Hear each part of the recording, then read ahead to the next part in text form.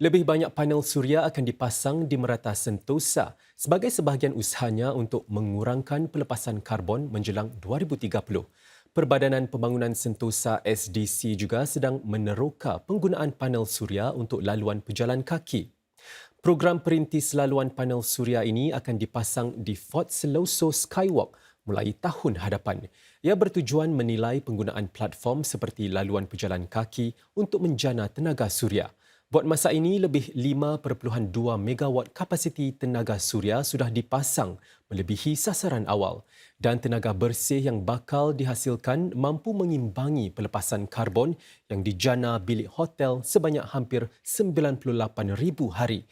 Pelbagai sumber tenaga bersih yang lain turut dipertimbangkan. Wind, tidal are all interesting technologies that we are looking out for.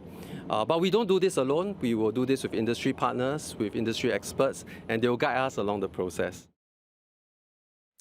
Singapore Airlines dan penerbangan kos rendah Scoot sedang merancang untuk memastikan minyak penerbangan yang mampan membentuk 5% keperluan minyak keseluruhannya jelang akhir dekad ini. Kumpulan Singapore Airlines menyatakan bahan bakar mampan adalah kunci bagi penyah karbonan industri penerbangan.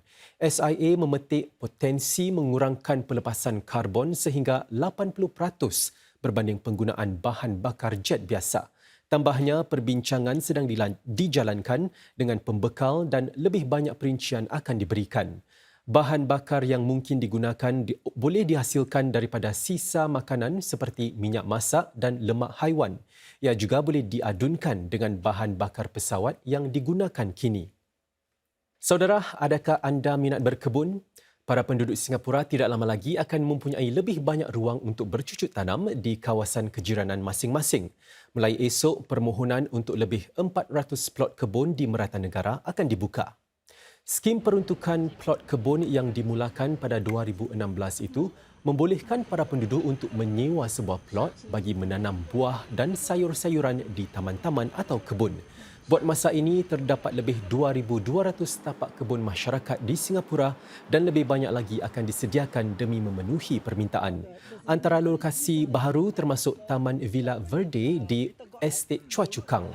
Lebih banyak plot kebun juga akan ditambahkan ke tapak-tapak sedia ada seperti di Taman Bishan Ang Mo Kio. Permohonan akan ditutup pada 27 November.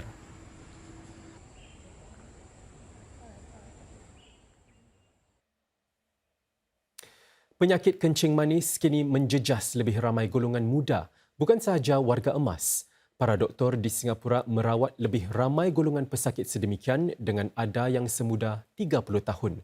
Terdapat dua sebab utama, gaya hidup moden serta peningkatan kesedaran mengenai pemeriksaan awal.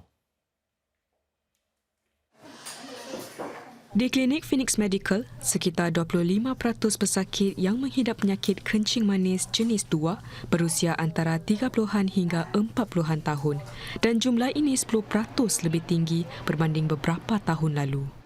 Increasingly stressful lifestyle, a lot of patients have a very sedentary diet, they work long hours and have not enough time for exercise.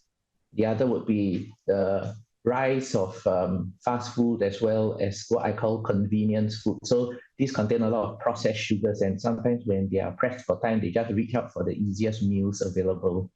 Di klinik Healthway Medical pula, seorang daripada setiap 4 pesakit kencing manis kini berusia di bawah 40 tahun. Antara sebab utama, lebih ramai orang mengesan penyakit itu sejak awal lagi selepas menjalani pemeriksaan. In the past, perhaps we only pick up diabetes when they present to us with symptoms. That is something that we are trying to move away from, but to pick up diabetes at a much earlier stage. And the good thing here is that we have more time for the doctors and patients to work together to actually possibly slow down or sometimes even reverse these problems before diabetes contribute to some irreversible damage to the body. Inilah antara kelebihan merawat pesakit lebih muda berbanding golongan warga emas. Menurut klinik One Care Medical yang 20% pesakit kencing manisnya berusia bawah 40 tahun, kini rawatan boleh lebih disasarkan. Dengan pesakit yang lebih muda dan berpelajaran, lebih mudah untuk mengatasi kencing manis. We do want to make sure that they have a tighter control of their diabetes. So in a way, we will treat them a bit more aggressively. And of course, this is in all aspects. So lifestyle changes, that means exercising, losing weight, reducing your carbohydrate intakes, and then medications wise. So we adjust the medications according to how good their diabetic control is. Para doktor bagaimanapun menekankan mencegah penyakit kencing manis jelas lebih baik berbanding merawatnya.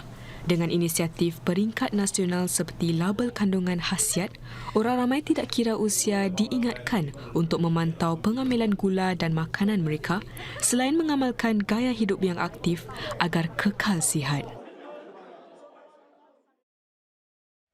Pasukan silat Singapura muncul sebagai juara di dua pertandingan anjuran Persekutuan Pencak Silat Emiria Arab Bersatu UAE.